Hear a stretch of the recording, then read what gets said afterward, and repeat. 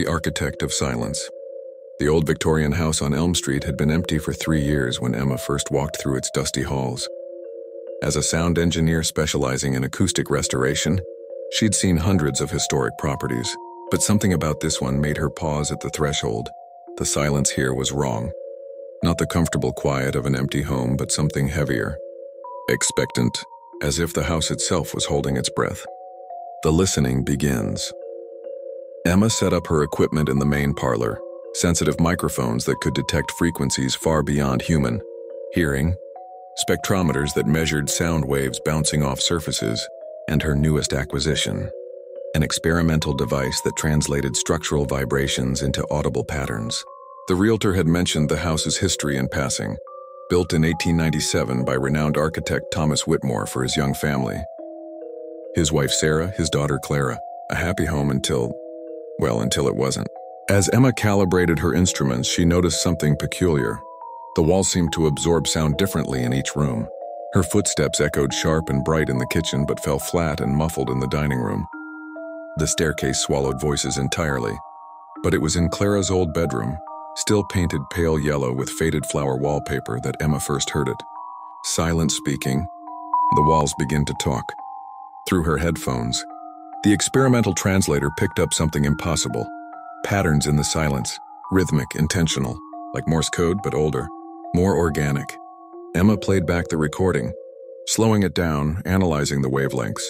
What she found made her hands shake as she adjusted the controls.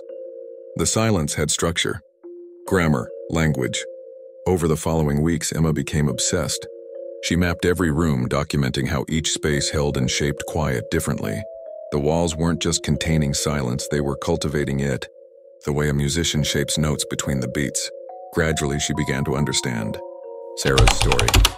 The silence in the kitchen spoke of morning routines, the soft whoosh of flour being sifted, the gentle bubble of coffee percolating, the whispered songs Sarah hummed while making breakfast. But underneath, fear, the way Sarah's breathing would catch when she heard Thomas's footsteps above. The dining room silence was heavier, formal. Family dinners where conversation died mid-sentence. The careful clink of silverware against china. Clara's small voice asking permission to speak. Thomas's long, cold pauses before responding. But it was the silence between the walls, in the very bones of the house, that held the real story. The architecture of abuse. Thomas Whitmore hadn't just built a house. He'd engineered a prison of silence. Emma's instruments revealed hidden chambers between walls, spaces designed not for storage but for acoustics, sound-dampening materials where they shouldn't be, rooms positioned to isolate rather than connect. The beautiful Victorian facade hid something sinister, a house designed to contain screams. Sarah's silence, Emma realized, hadn't been empty. It had been full of swallowed words, suppressed sobs, and a mother's desperate attempts to protect her daughter from a father's rage. The walls had absorbed it all, every unspoken plea, every muffled cry.